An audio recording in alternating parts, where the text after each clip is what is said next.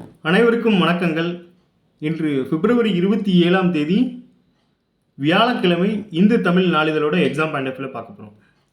இன்னைக்கு தலைப்பு செய்தி என்ன கொடுத்துருக்காங்க அப்படின்னா, மகா கும்பமேளா பற்றி கொடுத்துருக்காங்க. மகா கும்பமேளாவில் 65 கோடி பேர் புனித நீராடினர் அப்படிங்கிற செய்தியை கொடுத்துருக்காங்க. இந்த நிகழ்வு பாருங்க. இப்போ வந்து இது சம்மந்தமாக கொஸ்டின்ஸ் வருதோ இல்லையோ, பட் இது என்ன மாதிரி நடக்கு, இதை நம்ம வந்து கலாச்சாரம் பண்பாடு அந்த கான்செப்டில் இதை எடுத்துக்கலாம். இது வந்து ஜஸ்ட் பேசிக்காக கொஞ்சம் சின்ன சின்ன டேட்டா மட்டும் கொஞ்சம் தெரிஞ்சுக்கலாம். இது எங்கே நடந்திருக்கு அப்படின்னு பார்த்தீங்கன்னா, உத்தரப்பிரதேச மாநிலம் பிரயாக்ராஜ் நகரில் கடந்த 45 நாட்களில் நடந்திருக்கு. அடுத்து பாருங்கள், இது அமைந்துள்ள இடம் பார்த்தீங்கன்னா உத்தரப்பிரதேச மாநிலம் பிரயாக்ராஜ். ஜனவரி 13 தொடங்கி நடக்கு. இதில் வந்து இந்த இடத்தோட ஸ்பெஷல் என்னன்னு பார்த்தீங்கன்னா, திரிவேணி சங்கமம் அப்படின்னு சொல்கிறாங்க. திரிவேணி சங்கமம் அப்படின்னா 3 நதிகள் வந்து சங்கமிக்கும் இடம். என்னென்ன நதிகள்லாம் பார்த்தீங்கன்னா கங்கை, யமுனை, சரஸ்வதி. ஸோ நதிகளை பற்றி உங்களுக்கு நதிகள் அப்படிங்கிறது நம்மளுக்கு எதில் வரும், ஜாகிரஃபியில் நதிகள் பற்றி ஒரு கான்செப்ட் இருக்குது. ஸோ நதிகளோட இம்பார்ட்டன்ட் தெரியும். இந்த வகையில் இப்போ இதை கொஸ்டினை ஃப்ரேம் பண்ணி பாருங்களேன். திரிவேணி சங்கமம் அப்படிங்கிற பேரில் வந்து அல்லாத நதி எது அப்படின்னு கொடுத்துட்டு, இந்த 3ஐயும் கொடுத்து எக்ஸ்ட்ரா ஒரு நதியை கொடுத்து அதை வந்து நீங்கள் ரிஜெக்ட் பண்ணுற மாதிரி கொடுப்பாங்க. ஸோ இந்த மாதிரியும் கொஸ்டின் ஃப்ரேம் பண்ணலாம். திரிவேணி சங்கமம் என்று அழைக்கப்படும் நதிகளில் அல்லாதது அப்படின்னு சொல்லி கொஸ்டினை கொடுத்துட்டு இந்த 3 நதியை வச்சுருப்பாங்க, கங்கை, யமுனை, சரஸ்வதி அப்படிங்கிறத தெரிஞ்சுக்கோங்க. இதை பாருங்க, உலகின் மிகப்பெரிய ஆன்மீக திருவிழாவாக இது அமைஞ்சிருக்கு அப்படிங்கிற செய்தியும் கொடுத்துருக்காங்க. இப்போ இதை வந்து சமீபத்தில் நடைபெற்ற உலகின் மிகப்பெரிய ஆன்மீக திருவிழா எது அப்படிங்கிற மாதிரி கூட நம்ம கொஸ்டினை ஃப்ரேம் பண்ணிக்கலாம். அவ்வளோதான். இப்போ இந்த இமேஜில் பாருங்கள், இதுதான் அந்த 3 நதிகளும் சங்கமிக்கிற இடம் அப்படின்னு சொல்லி ஃபோட்டோவாக கொடுத்துருக்காங்க. கங்கா, யமுனா, சரஸ்வதி. ஸோ இந்த 3 நதியும் சந்திக்கிற இடம். அடுத்ததாக பாருங்கள், அடுத்த கும்பமேளா பார்த்தீங்கன்னா மகாராஷ்டிரா மாநிலத்தில் நாசிக்கில் நடைபெற இருக்கலாம். திருப்பியும் வந்து இந்த பிரயாக்ராஜில் எப்போ நடக்கு அப்படின்னா 2031 அப்படிங்கிற டேட்டாவையும் கொடுத்துருக்காங்க. ஸோ இது வந்து இந்த கும்பமேளா அப்படிங்கிறது 12 ஆண்டுகளுக்கு ஒரு முறை நடக்கக்கூடியது. மகா கும்பமேளா அப்படிங்கிறது 144 ஆண்டுகளுக்கு ஒரு முறை நடக்குது அப்படிங்கிற மாதிரி டேட்டா கொடுத்துருக்காங்க. ஸோ அதையும் கொஞ்சம் தெரிஞ்சுக்கோங்க. அடுத்ததாக பாருங்கள், இங்கே ஒரு திட்டம் கொடுத்துருக்காங்க. நாட்டில் உள்ள அனைவரும் பயன்பெற பொதுவான ஓய்வூதிய திட்டம் தொழிலாளர் துறை அமைச்சகம் பரிசீலனை அப்படிங்கிற செய்தி. இதே நம்ம எக்ஸாம் பாயிண்ட் ஆஃப் வியூல பார்த்தீங்கன்னா, இந்த பொதுவான ஓய்வூதிய திட்டம் அதை என்ன சொல்கிறாங்க அப்படின்னா யூனிவர்சல் பென்ஷன் ஸ்கீம் அப்படின்னு சொல்கிறாங்க. இது வந்து ஃப்யூச்சரில் வர இருக்குது. ஸோ அடுத்து பாருங்கள், அமைப்பு சாரா தொழிலாளர்களுக்கு அடல் பென்ஷன் யோஜனா திட்டம் அப்படிங்கிறது அமலில் ஏற்கனவே இருக்குது. அது எந்த வருஷம் அப்படின்னா 2015 மே 9 அப்படின்னு கொடுத்துருக்காங்க. அடுத்ததாக பாருங்கள், நடைபாதை வியாபாரிகள், வீட்டு வேலை செய்பவர்கள், வேலையாட்கள் போன்றோர் பயன்பெற பிரதான் மந்திரி யோகி மந்தன் யோஜனா. இது எப்போ வந்துச்சுன்னு பார்த்தீங்கன்னா 2019 பிப்ரவரியில் வந்திருக்கு. அடுத்ததாக பாருங்கள், பிரதான் மந்திரி கிஷான் மந்தன் யோஜனா. இது எப்போ வந்துச்சு அப்படின்னா 2019 செப்டம்பர் 12 விவசாயிகளோட சமூக பாதுகாப்புக்காண்டி இந்த திட்டம் கொண்டு வரப்பட்டிருக்கு. ஸோ இந்த பொது ஓய்வூதிய திட்டம் அப்படிங்கிற ஒரு ஸ்கீமுக்குள்ள இந்த 3 ஸ்கீமும் கொடுத்துருக்காங்க. இதெல்லாம் என்ன சொல்கிறாங்கன்னா அமைப்பு சாரா தொழிலாளர்களுக்கான பென்ஷன் ஸ்கீம் அப்படிங்கிற மாதிரி சொல்கிறாங்க. So Atal pension Yojana 2015. அடுத்து பாருங்கள், பிஎம் யோகி மந்தன் அது வந்து 2019. அப்புறம் பிஎம் கிஷான் மந்தன் அது வந்து 2019 அப்படிங்கிறத தெரிஞ்சுக்கோங்க. இப்போலாம் நிறைய திட்டங்கள் பார்த்தீங்கன்னா, திட்டங்கள்னு இல்லை, பொதுவாக வந்து ஒரு இயர் கேட்காங்கன்னா அதோட சேர்த்து மந்த்து டேட்டெல்லாம் கேட்டுட்ருக்காங்க. ஸோ அதையும் சேர்த்தே படிச்சிருங்க, அது நல்லது.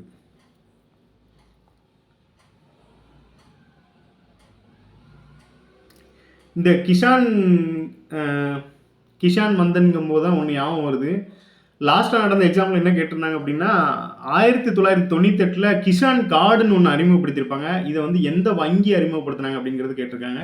ஸோ விவசாயம் சார்ந்து எப்போதையுமே ஒரு கேள்வி வந்துட்டு இருக்கு அப்படிங்கிறது தான் அதன் மூலமாக தெரிஞ்சுக்கலாம். ஸோ திட்டங்கள்லாம் கொஞ்சம் பார்த்து வச்சுக்கோங்க. அடுத்து பார்த்தீங்கன்னா இப்போ வந்து சமீபத்தில் இந்த புதிய கல்விக் கொள்கை, அப்புறம் வந்து அந்த கல்விக்கான நிதி சம்மந்தமாக ஒரு இஷ்யூ போயிட்டுருக்க மாதிரி தொகுதி மறுசீரமைப்பு குறித்தும் ஒரு விவாதம் போயிட்டுருக்கு. அதில் வந்து தலைவர்கள் வந்து காரசாரமாக பேசிகிட்டு இருக்காங்க. இதில் நம்ம எக்ஸாம் பாயிண்ட் ஆஃப் வியூவில் எந்த மாதிரி எடுத்துக்கணும் அப்படின்னா, அதில் இருக்கிற கான்செப்ட் டேட்டா நம்ம எடுத்துக்கணும். இப்போ தொகுதி மறுசீரமைப்பு அப்படிங்கிறது குறித்து நாடாளுமன்றத்தில் பிரதமர் கூறியிருக்காங்க. விகிதாசார அடிப்படையில் மேற்கொள்ளப்படும் என்றும் தென்னிந்திய மாநிலங்கள் உள்ளிட்ட நாட்டில் எந்த மாநிலத்துக்கும் பாதிப்பில்லைன்னு சொல்லி ஒரு தரப்பில் சொல்கிறாங்க. அடுத்ததாக பாருங்கள், இதை பற்றி கீழேயும் கொஞ்சம் டேட்டா இருக்குது, கொஞ்சம் விரிவாக பார்த்துடலாம். அடுத்து இங்கே ஒரு இது என்ன கொடுத்துருக்காங்கன்னா, இப்போ நீங்கள் வந்து அமெரிக்காவில் க்ரீன் கார்டு ஹோல்டர்னு கேள்விப்பட்டிருப்பீங்க. ஒரு வெளிநாட்டு பிரதிநிதி வந்து அந்த நாட்டில் ஒரு 2 வருஷத்துக்கு மேலே இருந்தாங்க அப்படின்னா க்ரீன் கார்டுன்னு ஒரு கான்செப்ட் கொடுப்பாங்க. இப்போ கோல்டு கார்டுன்னு ஒரு திட்டத்தை ட்ரம்ப் கொண்டு வந்திருக்காரு. இது பாருங்க, வெளிநாட்டு பணக்காரர்கள் அமெரிக்காவில் நிரந்தரமாக வசிக்க கோல்டு கார்டு திட்டம் அறிமுகப்படுத்தப்பட்டுள்ளது. இது இந்திய மதிப்பில் இதன் விலை 43 கோடியாம். ஸோ அமெரிக்காவில் பணக்காரர்கள் நிரந்தரமாக வசிப்பதற்கு தங்க அட்டை எனும் கோல்டு திட்டத்தை அறிமுகம் செய்ய அதிபர் ட்ரம்ப் முடிவு செய்துள்ளார். கோல்டு இதோட விலை வந்து பார்த்தீங்கன்னா 43 கோடின்னு சொல்லியிருக்காங்க. அடுத்து இதெல்லாம் கொஸ்டினாக வராட்டியும் சும்மா ஜென்ரலாக தெரிஞ்சுக்கோங்க. அடுத்து ஹைப்பர் லூப் பற்றி கொடுத்துருக்காங்க. கலக்கும் ஹைப்பர் லூப் தொழில்நுட்பம். அதுலேயே இன்ட்ரோல் என்ன கொடுத்துருக்காங்க அப்படின்னா, யூபிஐ எனப்படும் மொபைல் ஃபோன் மூலம் பணம் செலுத்தும் தொழில்நுட்பத்தை உருவாக்கியது இந்தியா. ஆமாம், இது வந்து இப்போ பாருங்கள், தற்போது இலங்கையில், சிங்கப்பூரில், மலேசியாவில், நேபாளத்தில் என பரவி வருகிறது. அதாவது யூபிஐங்கிறது நம்மளோட டெக்னாலஜிங்க. அதை வந்து நம்ம அண்டை நாடுகள் மற்றும் வந்து சிங்கப்பூர், மலேசியா உட்பட நாடுகள்லாம் வந்து பயன்படுத்திட்டு இருக்காங்க அப்படிங்கிறது பெருமையாக சொல்கிறாங்க. ஸோ நம்ம வந்து யூபிஐயை சக்ஸஸ்ஃபுல்லாக பண்ணிகிட்ருக்கோம் அப்படிங்கிறது தான் இதன் மூலமாக சொல்ல வராங்க. இதுக்கு முன்னாடி யூபிஐயோட அப்ரிவேஷன்லாம் கேட்டிருக்காங்க. ஸோ இந்த யூபிஐ எப்போ வந்துச்சு, இதோட அப்ரிவேஷன்லாம் என்ன, உங்களுக்கு இதை கொஸ்டினாகவே விட்டுறேன். இந்த யூபிஐ கான்செப்ட் இந்தியாவில் வந்து எப்போ வந்துச்சு, இந்த யூபிஐக்கான அப்ரிவேஷனை கமெண்டில் டைப் பண்ணுங்கள் தெரிஞ்சா. அடுத்ததை பாருங்கள். உலகம் முழுவதும் அமெரிக்கா, சுவிட்சர்லாந்து, கனடா போன்ற நாடுகளில் ஹைப்பர் லூப் தொழில்நுட்ப ஆராய்ச்சிகள் நடந்து வருகின்றன. ஆமாம், உலகம் முழுவதும் பார்த்தீங்கன்னா அமெரிக்கா, சுவிட்சர்லாந்து, கனடா உள்ளிட்ட நாடுகளில் ஹைப்பர் லூப் தொழில்நுட்பம் ஆராய்ச்சிகள் நடந்து வருகின்றன. இது பாருங்கள், மணிக்கு 1000 கிலோமீட்டர் வேகத்தில் போகுமா. அப்படின்னா பாருங்களேன், நம்ம கன்னியாகுமரியிலேருந்து காஷ்மீர் வந்து 3000 சொச்சம் கிலோமீட்டர் இருக்குது. ஆனால் 3 மணி நேரத்தில் போயிடலாம் அப்படிங்கிற மாதிரி இந்த ஹைப்பர் லூப் டெக்னாலஜி இருந்தால் 3 மணி நேரத்தில் நம்ம வந்து அங்கே போயிடலாம் அப்படிங்கிற மாதிரி இந்த டெக்னாலஜி சொல்கிறாங்க. இது பாருங்கள், மெட்ராஸ் ஐஐடி இந்திய ரயில்வே அமைச்சகத்தின் நிதி உதவியோடு 422 மீட்டர் நீளத்துக்கு ஹைப்பர் லூப் காரிடார் அமைத்து சோதனைகளை மேற்கொண்டு வருகிறது. ஆனால் இது வந்து இப்போ சோதனையில் தான் இருக்குது அப்படிங்கிற மாதிரி சொல்லியிருக்காங்க. மணிக்கு 1000 கிலோமீட்டர் வேகத்தில் பயணிக்கும் இந்த தொழில்நுட்பம் பயணிகள் மற்றும் சரக்கு போக்குவரத்தில் புதிய புரட்சி உருவாக்கும். ஆசியாவிலேயே முதன்முறையாக சர்வதேச ஹைப்பர் லூப் போட்டியை மெட்ராஸ் ஐஐடி சென்னையில் நடத்தியது. ஒரு காம்படிஷன் ஒன்று நடத்தியிருக்காங்க. ஏன் அப்படின்னா அதில் வந்து ஒவ்வொருத்தரும் ஒவ்வொரு ஸ்டைலாக பண்ணுவாங்க. ஸோ அதை வந்து டெக்னாலஜியை வந்து யூஸ் பண்ணிக்கலாம் அப்படிங்கிற மாதிரி காம்படிஷன் நடத்தியிருக்காங்க. இந்த ஹைப்பர் லூப் டெக்னாலஜியை பாருங்கள், சுவிஸ் நாட்டை சேர்ந்த பேராசிரியர் மார்ஷல் ஜாஃபர் அப்படிங்கிறவர் 1992ஆம் ஆண்டில் சுவிஸ் மெட்ரோ நிறுவனம் இந்த தொழில்நுட்ப ஆராய்ச்சிக்காக கோடிக்கணக்கில் செலவிடப்பட்ட அப்படிங்கிறது சொல்லியிருக்காரு. இப்போ நம்ம என்னெல்லாம் பார்த்துருக்கோம் அப்படின்னு பார்த்தீங்கன்னா, இந்த ஹைப்பர் லூப் டெக்னாலஜி வந்து மணிக்கு 1000 கிலோமீட்டர் வேகத்தில் போகும். இதை பார்த்தீங்கன்னா சென்னை ஐஐடியும் இந்தியன் ரயில்வேயும் சேர்ந்து வந்து இது பண்ணிட்டு வராங்க, சோதனை ஓட்டம் பண்ணிட்டு வராங்க. ஆமாம், அடுத்து பார்த்தீங்கன்னா மெட்ராஸ் ஐஐடி வந்து இந்தியன் ரயில்வே அமைச்சகத்தின் நிதி உதவியோடு இந்த டெக்னாலஜி வந்து இது பண்ணியிருக்காங்க. ஸோ ஐஐடி வந்து நீங்கள் இதுக்கு முன்னாடி உள்ள கேள்விகள்லாம் எடுத்து பார்த்தீங்கன்னா தெரியும், சென்னை ஐஐடி நிறைய இடத்துல வந்திருக்கும். ஏன்னா நிறைய டெக்னாலஜி உருவாக்கியிருப்பாங்க. சென்னை ஐஐடி வந்து நம்ம தமிழ்நாட்டுக்குள்ளே தான் இருக்குது அப்படிங்கிறதுனால அது தமிழ்நாட்டுக்கும் ஒரு முன்மாதிரியான ஒரு கல்வி நிறுவனமாக அது செயல்பட்டு இருக்கு அப்படிங்கிறதையும் வெளிக்காட்டும் விதமாக அந்த கொஸ்டினை கேட்குறாங்க. ஸோ ஆப்ஷனில் மோஸ்ட்லி நம்ம சென்னை ஐஐடி இருந்தது அப்படின்னா அதுதான் ஆன்சராக இருக்க வாய்ப்பு இருக்குது. இது போக யூபிஐ பார்த்துட்டோம்.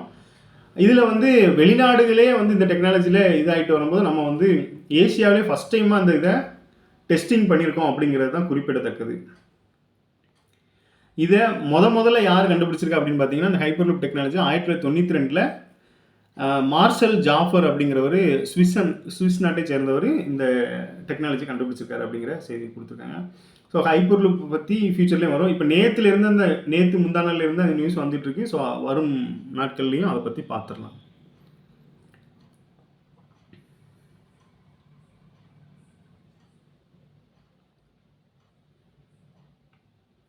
இந்த இந்த கல்வி உதவித்தொகை பற்றி ஒன்று கொடுத்துருக்காங்க. இது என்ன கான்செப்டில் எடுக்கலாம் அப்படின்னா, கடைசியாக குரூப் 4ல் வந்து இந்த ஊரக திறனறிவு தேர்வை பற்றி ஆன்லைனில் ஒரு கொஸ்டின் கேட்டிருந்தாங்க. ஊரக திறனறிவு தேர்வு எங்கு நடத்தப்படுகிறது அப்படிங்கிற மாதிரி கேட்டிருக்காங்க. ஸோ அந்த என்ட்ரன்ஸ் எக்ஸாம் மாதிரி தான், அதாவது ஸ்கில் டெஸ்ட் எக்ஸாம் மாதிரி அந்த எக்ஸாம் பற்றி கேட்டிருக்காங்க. ஸோ அது கேட்டதுனால அது சார்ந்து இந்த இதை எடுத்திருக்கேன். இது வந்து உதவித்தொகை கான்செப்ட் கொடுத்துருக்காங்க. இதில் 2 ஸ்கீம் மாதிரி கொடுத்துருக்காங்க. எஸ்எஸ்வி அப்புறம் வந்து சரஸ்வதி ஆகிய கல்வி உதவி திட்டங்களுக்கு மாணவ மாணவிகள் விண்ணப்பிக்கும் அப்படின்னு சொல்லியிருக்காங்க. இது வந்து ஏஐசிடிஇ அப்படின்னா என்ன அப்படின்னா அகில இந்திய தொழில்நுட்ப கல்விக் குழுமம், அதுதான் பார்த்தீங்கன்னா ஏஐசிடிஇ. இந்த இதுக்கு வந்து இந்த இந்த நிறுவனத்தின் மூலமாக இந்த எஸ்எஸ்வி சரஸ்வதி அப்படிங்கிற கல்வி உதவி தொகை வந்து வழங்கிட்டு வராங்க அப்படிங்கிறது தெரிஞ்சுக்கலாம். ஸோ அந்த வகையில் இந்த எஸ்எஸ்வி அப்படிங்கிறது பொறியியல், மெக்கானிக்கல், சிவில் போன்ற அடிப்படை பாடப்பிரிவுகளில் சேர தகுதியான மாணவர்களுக்கு இந்த திட்டத்தின் ஆண்டுதோறும் பார்த்தீங்கன்னா 50,000 நிதியுதவி வழங்குறாங்க. அடுத்து பாருங்கள், அடுத்த திட்டம் சரஸ்வதி அப்படிங்கிறது பார்த்தீங்கன்னா தொழில்நுட்ப கல்வியை தொடர விரும்பும் மாணவர்களுக்கு உதவும் நோக்கத்தில் சரஸ்வதி என்ற திட்டமும் அமலில் இருக்கிறது. இதன் கீழ் வந்து 25,000 வழங்குறாங்க. அப்போ அந்த எஸ்எஸ்வி கீழே 50,000, இது கீழே 25,000. அது வந்து டெக்னிக்கல் இதுவும், இது தொழில்நுட்ப பிரிவு அப்படிங்கிற மாதிரி தெரிஞ்சுக்கலாம். ஸோ அதுக்கு அப்ரிவேஷன் பாருங்கள், அகில இந்திய தொழில்நுட்ப கல்வி குழுமம் அப்படிங்கிறத தெரிஞ்சுக்கோங்க. ஸோ ஏற்கனவே இது சார்ந்து கேட்டதுனால இதை கொஞ்சம் பார்த்துக்கிறது நல்லது.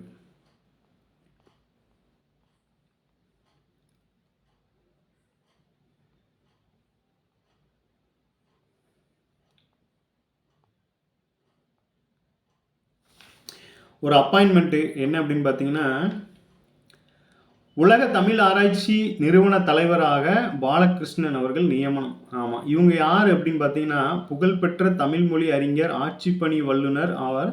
தமிழ் இலக்கியத்தில் இளநிலை, முதுநிலை பட்டங்கள் பெற்றவர். தமிழிலே குடிமை பணி தேர்வுகளை எழுதி வெற்றி பெற்ற முதல் தமிழ் மாணவர் அப்படிங்கிறது தான் குறிப்பிடத்தக்கது. என்ன அப்படின்னா ஐஏஎஸ் எக்ஸாமை தமிழில் எழுதி வெற்றி பெற்ற முதல் மாணவர் இவர் தான் அப்படிங்கிற ஒரு ஹைலைட்டான விஷயம். இப்போ இவங்கள தான் வந்து எங்கன்னா உலக தமிழ் ஆராய்ச்சி நிறுவனத்தோட தலைவராக நியமனம் பண்ணியிருக்காங்க. அப்போ நமக்கு எக்ஸாமில் கொஸ்டின் எப்படி வரும், சமீபத்தில் உலக தமிழ் ஆராய்ச்சி நிறுவனத்தின் தலைவராக நியமிக்கப்பட்டவர் யார் அப்படின்னு வரும்.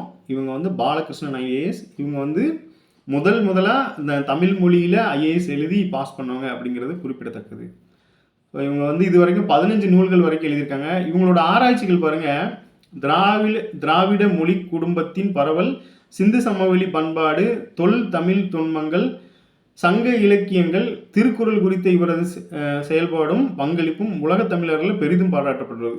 திருக்குறள் குறித்த இவரது செயல்பாடும் பங்களிப்பும் உலக தமிழர்கள் பாராட்டப்படுது. இப்போ உலக தமிழர் நிறுவனத்தோட தலைவராகவே இவரை நியமிச்சிட்டாங்க. ஸோ இந்த ஃபோட்டோவில் இருக்கிறவங்க அவங்க கொஞ்சம் பார்த்துக்கோங்க.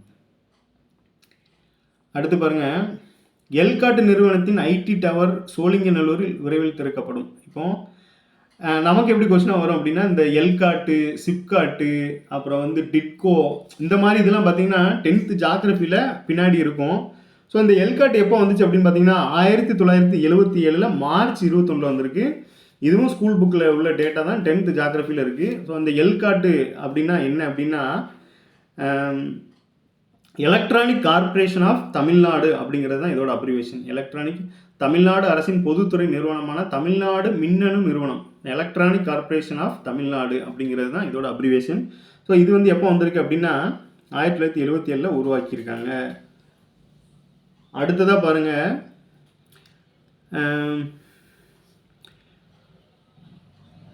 இந்த இப்போ புதுசாக உருவாக்க போகிற அந்த டவர் பாருங்கன்னா எல்கோசெஸ் அப்படிங்கிற ஐடி டவர் எனப்படும் எல்காட் சிறப்பு பொருளாதார மண்டலங்கள் உருவாக்கப்பட்டன. அதன்படி தமிழகத்தில் சென்னை, கோவை, திருச்சி, மதுரையில் 2, திருநெல்வேலி, சேலம், ஓசூர் ஆகிய 8 இடங்களில். இது பார்த்தீங்கன்னா ஒரு ப்ளூ கலர் பாக்ஸில் நம்ம ஜாகிரஃபி புக்லேயே இந்த 8 இடங்களையுமே கொடுத்துருப்பாங்க. இது வந்து ஸ்பெஷல் எக்கனாமிக் ஜோனு, சிறப்பு பொருளாதார மண்டலங்கள் அப்படிங்கிற கான்செப்டில் இந்த 8 இடங்களையும் கொடுத்து இதில் ஸ்பெசிஃபிக்காக அந்த மாவட்டங்களில் எந்தெந்த ஊர்களில் இது அமையப்பட்டிருக்கு அப்படிங்கிற டேட்டாவையும் கொடுத்துருப்பாங்க. ஸோ இந்த 8 இடங்களில் தான் இப்போ இந்த எல்கோசெஸ் அப்படிங்கிற ஐடி டவர் வந்து நிறுவப்பட இருக்குது அப்படிங்கிற செய்தியை வந்து இது மூலமாக கொடுத்துருக்காங்க. இது நம்ம ஸ்கூல் புக்கில் உள்ள டேட்டா தான், பட் இருந்தாலும் ஒரு டைம் ரீகால் பண்ணிக்கோங்க. இப்போ நம்ம என்ன பார்த்துருக்கோம் அப்படின்னா எல்காட்டுனா என்ன, அதோட அப்ரிவேஷன், அப்புறம் அது எந்த வருஷம் தொடங்கப்பட்டது, அது எந்தெந்த ஊர்கள் எல்லாம் இருக்குது அப்படிங்கிற மாதிரி டேட்டா ஸ்கூல் புக்கில் இருக்கிறத தான் ரீகால் பண்ணியிருக்கோம். ஜஸ்ட் பார்த்துக்கோங்க. அடுத்து பாருங்க, இது ஒரு முக்கியமான செய்தி. என்ன அப்படின்னா, உடல் உறுப்பு தானத்தை ஊக்குவிக்கும் வகையில் சென்னை மருத்துவக் கல்லூரியில் மாணவர் தூதுவர் குழு அப்படின்னு சொல்லி ஒன்று சொல்லியிருக்காங்க. இப்போ பாருங்க, நம்ம வந்து தமிழ்நாடை பொறுத்தளவில் இந்தியாவிலே நிறைய திட்டங்களுக்கு பார்த்தீங்கன்னா முன்மாதிரியாக இருக்காங்க. அந்த வகையில் இந்த உடல் உறுப்பு தானத்துலையுமே நம்ம இப்போ வரைக்குமே ஃபஸ்ட்டில் தான் இருக்கோம். ஸோ உடல் உறுப்பு சார்ந்தோ இல்லை வேற ஏதாவது இந்த உடல் உறுப்பு சார்ந்த வேற எது கேள்விகள் வரும்போது என்ன கேட்பாங்க அப்படின்னா, இந்த மருத்துவம் சார்ந்த இந்த உடல் உறுப்பு இதில் வந்து முன்மாதிரியாக திகழும் மாநிலம் எது அப்படிங்கிற மாதிரி கேட்டாங்க அப்படின்னா தமிழ்நாடு தான் ஃபஸ்ட்டாக இருக்கும். ஸோ ஆப்ஷன்லேயும் தமிழ்நாடு இருந்ததுன்னா தைரியமாக நீங்கள் சூஸ் பண்ணலாம். இதில் அதுக்கான டேட்டா தான் இது. இந்திய அளவில் தமிழகம் தொடர்ந்து உடல் உறுப்பு தானத்தில் முதலிடத்தில் உள்ளது. ஒருவர் மூளைச்சாவு அடையும் போது அதனை குறிப்பிட்ட கால இடைவெளியில் உரிய மருத்துவ அறிவியல் முறையில் உறுதி செய்து அவசியம். அதன் பின்னர் சம்பந்தப்பட்ட நோயாளியின் உறவினர்களிடம் ஆலோசித்து உறுப்பு தானத்துக்கு ஒப்புதல் பெறுவது முக்கியம். அதைத் தொடர்ந்து உறுப்புகளை முறையாக அகற்றி பாதுகாப்பாக மற்ற நோயாளிகளுக்கு பொருத்த வேண்டும். இந்த நடைமுறைக்குள் மருத்துவ ரீதியாகவும் சட்ட ரீதியாகவும் உளவியல் ரீதியாகவும் பல்வேறு சிக்கல்களும் சவால்களும் உள்ளன. ஸோ அதெல்லாம் தாண்டி தான் நம்ம இதில் வந்து சக்ஸஸ்ஃபுல்லாக இதை பண்ணிட்டு இருக்காங்க அப்படிங்கிறத தெரிஞ்சுக்கலாம்.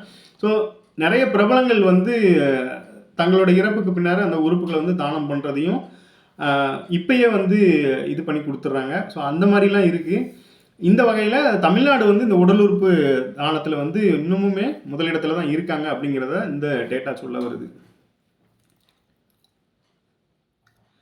அடுத்ததான் இங்கே ஒரு டேட்டா என்ன அப்படின்னா, வைகுண்டர் பிறந்தநாள் அப்படின்னு கொடுத்துருக்காங்க. இந்த வைகுண்டர் எங்கே வருவார் அப்படின்னு பார்த்தீங்கன்னா, நமக்கு அழகு 6ல் சமுதாய சீர்திருத்தங்கள், சமூக சீர்திருத்தங்கள், 19ஆம் நூற்றாண்டின் சீர்திருத்தங்கள், சமூக சீர்திருத்தங்களில் முன்னோடிகளை 3 பேர் வருவாங்க. அயோத்திதாச பண்டிதர், வள்ளலாறு, வைகுண்டர், இந்த மாதிரி 3 பேர் வரும்போது அதில் இந்த வள்ளலாறு மென்ஷன் பண்ணியிருக்காங்க. புத்தர், மகாவீரர் போன்ற மகான்களின் வழியில் சமுதாய மறுமலர்ச்சிக்காக தொண்டாற்றிய ஐயா வைகுண்டர் பிறந்தநாள் மார்ச் 4ஆம் தேதி கொண்டாடப்பட உள்ளது.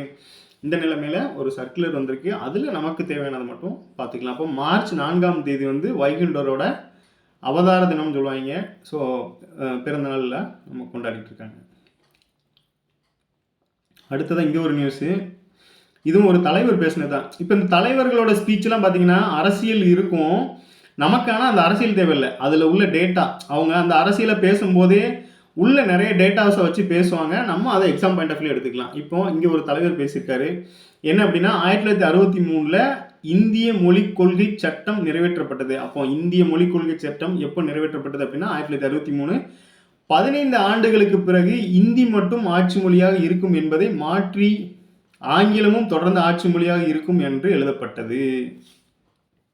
இந்த 15 ஆண்டுகள்ங்கிறது நிறைய சட்டங்களில் வரும். என்ன அப்படின்னா, ஒரு சட்டம் இயற்றி இது வந்து 15 ஆண்டுகளுக்கு இருக்கும். ஒருவேளை தேவைப்பட்ட அடுத்த 10 ஆண்டுகளுக்கு வந்து எக்ஸ்டெண்ட் பண்ணிக்கலாம் அப்படிங்கிற மாதிரிலாம் நிறைய கொடுத்துருப்பாங்க. அந்த வகையில் தான் இந்த இதுவும் என்ன சொல்லியிருக்காங்க அப்படின்னா, 15 ஆண்டுகளுக்கு பிறகு இந்தி மட்டும் ஆட்சி மொழியாக இருக்கும் என்பதை மாற்றி ஆங்கிலமும் தொடர்ந்து ஆட்சி மொழியாக இருக்கும் என்று எப்போனா அந்த மொழிக் கொள்கை சட்டத்தில் இயற்றப்பட்டிருக்கு. அதே சட்டத்தில் கடந்த 1976 விதிகள் வந்து கொண்டு வரப்பட்ட போது அங்கீகரிக்கப்பட்ட மொழிகளுக்கான விதிகளில் தமிழ்நாட்டை தவிர மற்ற மாநிலங்களுக்கு பொருந்தும் என சொல்லப்பட்டது. ஸோ தமிழ்நாடை வந்து எக்ஸெப்ஷனாக சொல்லியிருக்காங்க அப்படிங்கிறது குறிப்பிடத்தக்கது. இதில் 2 விஷயம். ஒன்று பாருங்க, அப்போ இந்திய மொழிக் கொள்கை சட்டம் எப்போனா 1963. இதில் வந்து என்ன சொல்லியிருக்காங்கன்னா 15 ஆண்டுகளுக்கு பிறகு இந்தி மட்டுமே ஆட்சி மொழியாக இருக்கும் அப்படின்னு சொன்ன விஷயத்தில், ஸோ அதை மாற்றி தொடர்ந்து ஆங்கிலமும் இருக்கும் அப்படின்னு சொல்லியிருக்காங்க. ஸோ அதுபோக 1976 உள்ள விதிகளில் தமிழ்நாடு தவிர அப்படிங்கிற மாதிரி ஒரு வார்த்தையை பயன்படுத்தியிருக்காங்க. ஸோ எக்ஸெப்ஷன் தமிழ்நாடு அப்படிங்கிற மாதிரி பயன்படுத்தியிருக்காங்க அப்படிங்கிறத இந்த தலைவர் பேசியிருக்காங்க. ஸோ அதை நம்ம தெரிஞ்சுக்கலாம். இப்போ வந்து இந்த மொழிக் கொள்கை சம்மந்தமாகவும் அப்புறம் இந்த கல்வி சம்மந்தமாகவும் கரண்ட்டில் வந்து விவாதமாக போயிட்டு இருக்கனால அது சார்ந்த விஷயங்களை கொஞ்சம் தெரிஞ்சுக்கிறது நல்லது. ஏன் அப்படின்னா, லாஸ்ட் டைமு இந்த மொழிக் கொள்கை சார்ந்து 1965 இந்தி எதிர்ப்பும் கேட்டிருக்காங்க. 1968 கொண்டு வந்த முதல் கல்விக் கொள்கையும் குரூப் 4 கேட்டிருக்காங்க. ஸோ இது ரெண்டையும் கொஞ்சம் பார்த்து வச்சுக்கோங்க. மத்திய அரசின் அறிவியல் தொழில்நுட்ப அமைச்சகம் 2025ஆம் ஆண்டின் தேசிய அறிவியல் தினம் மைய கருத்தாக இந்திய இளைய சமுதாயம் அறிவியல் அப்படிங்கிறதும், அப்புறம் புதுமை திறன்களில் உலக தலைமையேற்கும் அளவுக்கு வளர்ந்த இந்தியாவை மேம்படுத்துதல் என்ற இலக்கை அறிவித்துள்ளது. அறிவியலின் வளர்ச்சிக்கு புதுமை சிந்தனை மிக மிக அவசியம். அதை இந்த அறிவிப்பை சரியாகவே வெளிப்படுத்துகிறது அப்படின்னு கொடுத்துருக்காங்க. இதில் நம்ம என்ன தெரிஞ்சுக்கணும் அப்படின்னு பார்த்தீங்கன்னா, பிப்ரவரி 28 தான் தேசிய அறிவியல் தினமாக நம்ம கொண்டாடிட்டு இருக்கோம். இந்த தேசிய அறிவியல் தினம் ஏன் கொண்டாடுறோம் அப்படிங்கிறதுக்கான காரணத்தை ஸ்கூல் புக்லேயே கொடுத்துருப்பாங்க. ஸோ தமிழ்லேயே இருக்கும். சர் சி ராமன் அவர்கள் வந்து அவரோட கண்டுபிடிப்பை அந்த பிப்ரவரி 28 1928 சப்மிட் பண்ணியிருப்பாங்க. ஸோ அந்த டேட்டை தான் நம்ம வந்து அறிவியல் தினமாகவே கொண்டாடிட்டு இருக்கோம். இந்த வகையில் இந்த 2025க்கான மைய கருத்தாக என்ன வச்சுருக்காங்க அப்படின்னு பாருங்கள். இந்திய இளைய சமுதாயம் அறிவியல், அதுக்கப்புறம் புதுமை திறன்களில் உலக தலைமையேற்கும் அளவுக்கு வளர்ந்த இந்தியாவை மேம்படுத்துதல் அப்படிங்கிற மாதிரி ஒரு மையக்கருவை வச்சுருக்காங்க. ஸோ நமக்கு எப்படி கேட்கலாம் அப்படின்னா, 2025ஆம் ஆண்டின் அறிவியல் தினத்தோட மையக்கரு எது அப்படின்னு கேட்டுட்டு கீழே 4 லைனில் வேறு மாதிரி கொடுத்துடலாம். ஸோ இது வந்து லென்த்தாக இருக்கிறதுனால மோஸ்ட்லி நீங்கள் பார்த்தாலே போடுற மாதிரி தான் இருக்கும். இருந்தாலும் ஒரு கிளான்ஸ் பார்த்துக்கோங்க. அதாவது யங்ஸ்டர்ஸ் வந்து இப்போ அதிகமாக இருக்கிறதுனால அவங்கள பூஸ்டப் பண்ணுறாங்க. அது போக புது புது இன்னோவேஷன்களை வந்து உலக தலைமை இருக்கும் அளவுக்கு வரவேற்கிறாங்க அப்படிங்கிறத தெரிஞ்சுக்கோங்க. ஸோ இது வந்து பிப்ரவரி 28. பேப்பர் பார்த்தீங்கன்னா பிப்ரவரி 27. ஆனால் இந்த கான்செப்ட் வந்தீங்கன்னா அடுத்த நாளைக்கு உள்ளது. ஸோ முந்தின நாளே வந்து அது சம்மந்தமாக டேட்டா போட்டிருக்காங்க அப்படிங்கிறத தெரிஞ்சுக்கோங்க.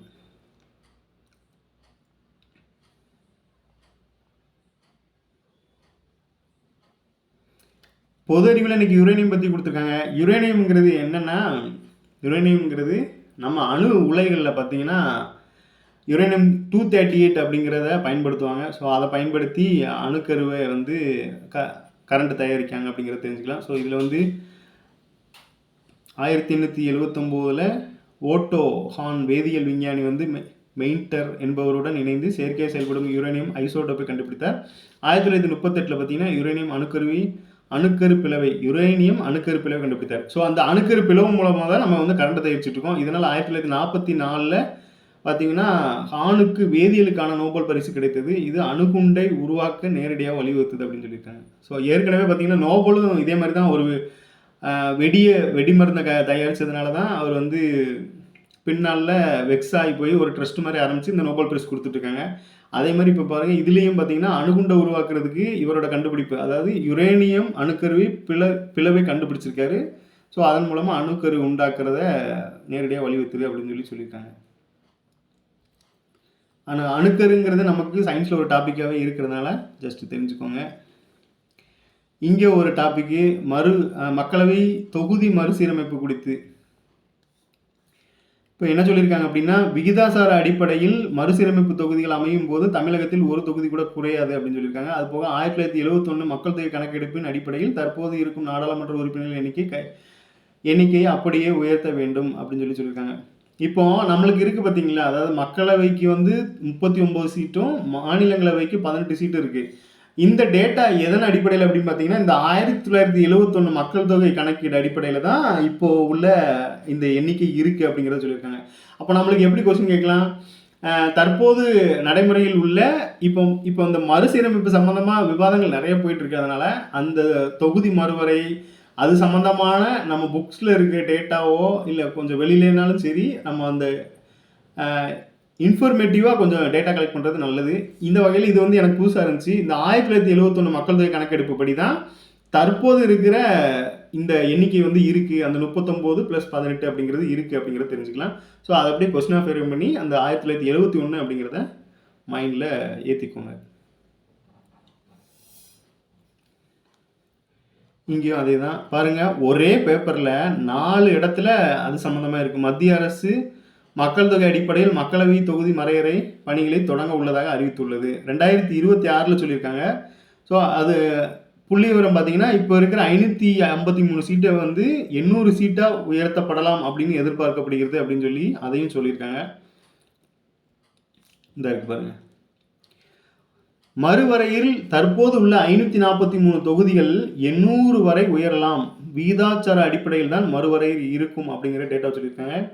இதுக்கு வந்து நம்ம இன்னொரு விஷயம் பாருங்கள், சமீபத்தில் புதிய பார்லிமெண்ட் உருவாக்குனாங்க. அதில் பார்த்தீங்கன்னா மக்களவை தொகுதியில் எவ்வளோ பேர் உட்கார்ற மாதிரி சீட் இருக்குது அப்படின்னா ஒரு 900+ சீட்டுக்கு வரைக்கும் இருக்குது அப்படிங்கிற மாதிரி சொல்லியிருக்காங்க. ஸோ இந்த எண்ணிக்கை வந்து 800 வரைக்கும் உயர்த்தலாம் அப்படிங்கிற மாதிரி சொல்லியிருக்காங்க. ஸோ உறுதிப்படலை வந்து சென்ட்ரல் கவர்மெண்ட்லேருந்து வரலை. ஸோ 2026 தான் அதுக்கு இயராக ஃபிக்ஸ் பண்ணியிருக்காங்க அப்படிங்கிறதையும் தெரிஞ்சுக்கோங்க. அடுத்ததாக பாருங்கள், தலைமை தேர்தல் ஆணையர் சமீபத்தில் பதவியேற்ற தலைமை தேர்தல் ஆணையர் வந்து ஞானேஷ்குமார் அவர்கள் நேற்று மதுரைக்கு வந்திருக்காங்க. ஸோ மதுரைக்கு வந்து ஒரு ப்ரெஸ் மீட் கொடுத்ததில் அவங்க சில இன்ஃபர்மேஷனை சொல்லியிருக்காங்க. 18 வயது பூர்த்தி அடைந்த அனைவரும் தேர்தலில் வாக்களிப்பது வந்து ஜனநாயக கடமையாகும் அப்படின்னு சொல்லியிருக்காங்க. அது போக என்னென்னா, வாக்களிப்பது குறித்து தொடர்ந்து விழிப்புணர்வை ஏற்படுத்தி வருகிறோம் அப்படின்னு சொல்லியிருக்காங்க. இந்த விழிப்புணர்வுலாம் பார்த்துருப்பீங்க, அங்கங்கே பதாகைகள் இருக்கும். சில நேரங்களில் இந்த எலெக்ஷன் டைமில் பார்த்தீங்கன்னா ஏடிஎம்க்கு போனீங்கன்னா அங்கேயே அனைவரும் வாக்களிப்பேர் அப்படின்னு சொல்லி ஒரு டேட்டை கொடுத்து அந்த கையில் மை வச்சிருக்க அந்த சிம்பிள்லாம் வரும். ஸோ இந்த மாதிரிலாம் விழிப்புணர்வை ஏற்படுத்துகிறாங்க.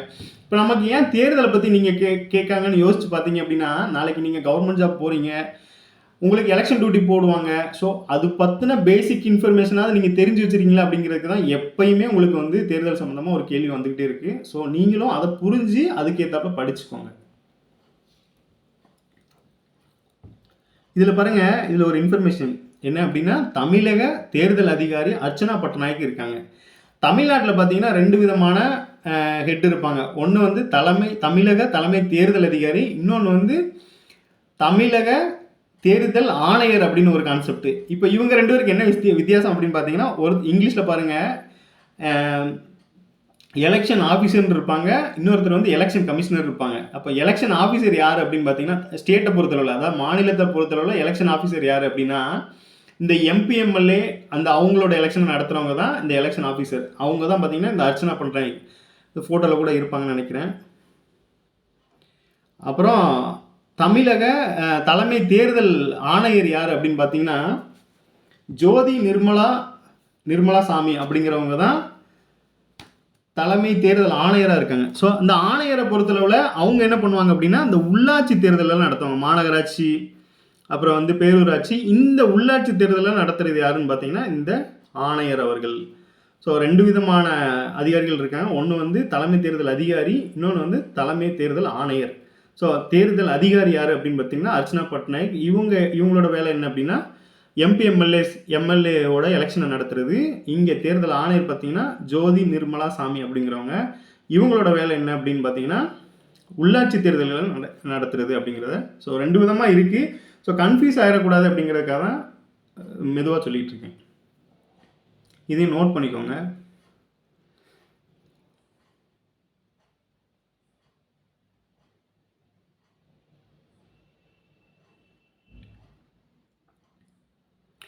இங்கே ஒரு நியூஸு, இதை வந்து லைட்டாக அப்படியே ஒரு கிளான்ஸ் பார்த்துடலாம். வீடியோ வந்து லென்த்தாக இருக்குன்னு எதுவும் நினச்சிடாதீங்க. என்ன அப்படின்னா, நீங்கள் 2x ஸ்பீடில் வச்சு பார்த்தாலும் பரவாயில்ல. என்ன அப்படின்னா, நம்ம மெதுவாக சொல்லும்போது தான் நிறைய விஷயங்களை உங்களுக்கு சொல்ல முடியும். ஸ்பீடாக சொல்லும்போது நிறைய மிஸ் ஆகிறதுக்கு வாய்ப்பு இருக்குது. ஸோ ரொம்ப லென்த்தாக இருக்குது அப்படின்னு நினைக்க வேண்டாம். நிறைய இன்ஃபர்மேஷன் இருக்குது அப்படிங்கிற மாதிரி கற்றுக்கோங்க, அவ்வளோதான். தண்டனை பெற்றவர்களுக்கு வாழ்நாள் தடை என்பது மிகவும் கடுமையானது. தேர்தலில் போட்டியிட 6 ஆண்டு தண்டனையே போதுமானது அப்படின்னு சொல்லி உச்சநீதிமன்றத்தில் மத்திய அரசு பதில் தெரிவிச்சிருக்காங்க. என்ன அப்படின்னா, சில குற்ற வழக்கில் இது பண்ணுறாங்க. இப்போ வந்து நம்மளுக்கு ஒரு சட்டம் இருக்குது. என்னன்னு பார்த்தீங்கன்னா, மக்கள் பிரதிநிதித்துவ சட்டம்னு ஒரு சட்டம் இருக்குது. அதன்படி தான் நம்ம வந்து மக்களாகிய நம்ம வந்து ஓட்டு போட்டு மக்கள் பிரதிநிதியை வந்து செலக்ட் பண்ணுறோம். அப்போது மக்கள் பிரதிநிதியை செலக்ட் பண்ணும்போது அந்த மக்கள் பிரதிநிதிகளில் எப்படி இருக்கணும் அப்படிங்கிற ரூலெல்லாம் அதில் இருக்கும். ஸோ அதை பற்றியுமே முன்னாடியே கேட்டிருக்காங்க. ஸோ மக்கள் பிரதிநிதி சட்டம் எந்த வருடம் அப்படிங்கிற மாதிரிலாம் கேட்டிருக்காங்க. இந்த வகையில் பார்த்தீங்கன்னா இதில் என்ன டேட்டா கொடுத்துருக்காங்க அப்படின்னா, அதாவது ஒருத்தர் வந்து குற்ற வழக்கில் மாட்டி 2 வருஷத்துக்கு மேலே தண்டனை அனுபவிச்சுட்டாங்க. அப்படி அந்த தண்டனை அறிவிப்பு வந்து 2 வருடங்களுக்கு மேலே ஆயிடுச்சு அப்படின்னா, அந்த 2 வருடங்கள் தண்டனை அனுபவிச்சு வந்ததுக்கப்புறம் அவங்க 6 வருஷம் போட்டியிடவே முடியாது. அதாவது இப்போ ஒருத்தர் வந்து எம்பியோ எம்எல்ஏவா இருக்காரு. அவர் வந்து அந்த பீரியட் அந்த எம்எல்ஏவா இருக்கிற அந்த காலகட்டத்தில் அவர் மேலே குற்ற வழக்குகள் நிரூபிக்கப்பட்டு அவருக்கு வந்து 2 ஆண்டுகளுக்கு மேலே தண்டனை வழங்கப்பட்டுருச்சு அப்படின்னா, அந்த தண்டனையை அனுபவித்து அவர் வெளியே வந்ததுக்கப்புறம் 6 வருஷத்துக்கு வந்து அவர் எந்த வித தேர்தலையும் போட்டியிட முடியாது அப்படிங்கிற ஒரு விதி வந்து இதில் இந்த மக்கள் பிரதிநிதித்துவ சட்டத்தில் இருக்குது. ஸோ இந்த வகையில் தேர்தல் ஆணையத்துக்கு வந்து உத்தரவிட்டிருந்தது. இந்நிலையில் மத்திய அரசு பிரமாண பத்திரம் ஒன்று தாக்கல் பண்ணியிருக்காங்க. இதில் பாருங்கள், இப்போது சட்டத்தின்படி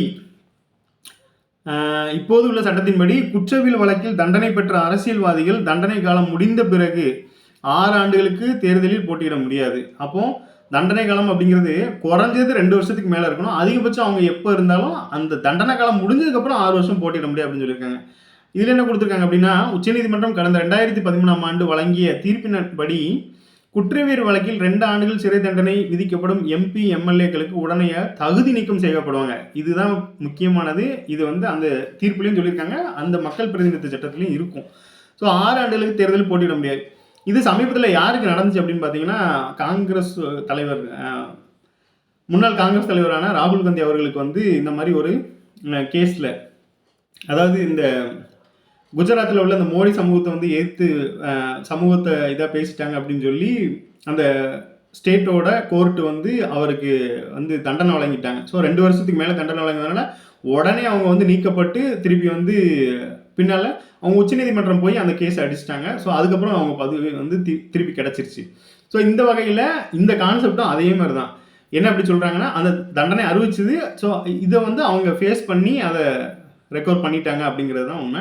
ஸோ இந்த வகையில் ஒருவேளை அவங்க தண்டனை நிரூபிக்கப்பட்டிருந்துச்சு அப்படின்னா அவங்க வந்து அந்த தண்டனையும் அனுபவிச்சு 6 வருஷத்துக்கு போட்டியிடவும் முடியாது அப்படிங்கிறது தான் இந்த கொஸ்டினோடது. ஸோ இதை நமக்கு மறைமுகமாக எப்படி கேட்பாங்க அப்படின்னா, அந்த மக்கள் பிரதிநிதித்துவ சட்டத்தை பற்றி தான் கேட்பாங்க. ஸோ அதையும் உங்களுக்கு ஒரு கொஸ்டினை விடுறேன். மக்கள் பிரதிநிதித்துவ சட்டம் எந்த வருஷம் அப்படிங்கிறத கொஞ்சம் பார்த்து வச்சுக்கோங்க. ஸோ தெரிஞ்சது அப்படின்னா கமெண்டில் போடுங்க. அடுத்து பாருங்கள், இங்கே ஒரு டேட்டா என்ன அப்படின்னா, 80ஆம் ஆண்டு போர் வெற்றி தின பேரணி பிரதமர் வந்து ரஷ்யா செல்கிறார் அப்படிங்கிற செய்தி. இங்கே பாருங்கள், வேர்ல்டு ஹிஸ்ட்ரி படிக்கும்போது தெரிஞ்சிருக்கும் உங்களுக்கு. அதாவது 1941ஆம் ஆண்டு முதல் 45 வரைக்கும் 2ஆம் உலகப் போர் நடைபெற்றது. இது தி கிரேட் பேட்ரியாட் வார் அப்படின்னு சொல்லி அழைக்கப்படுது. இந்த டேட்டை வந்து ரஷ்யா வந்து இந்த மே 9 வந்து அவங்களோட வெற்றி தினமாக கொண்டாடிட்டு இருக்காங்க.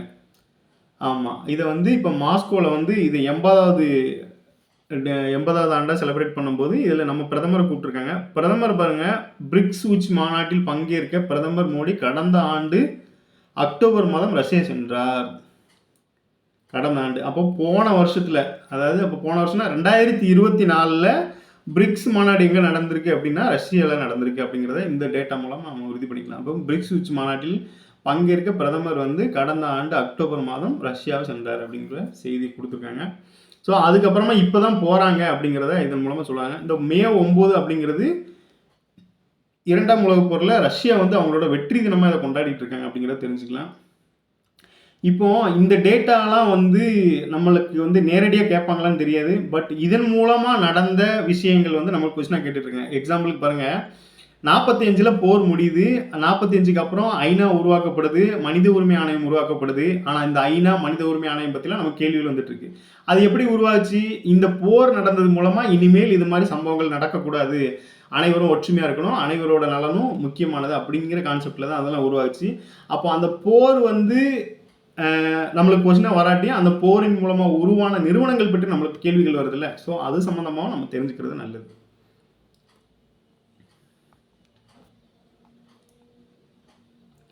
ஸோ செய்திகள் அவ்வளோதான். அடுத்ததாக ஒன்று பார்த்துடலாம்.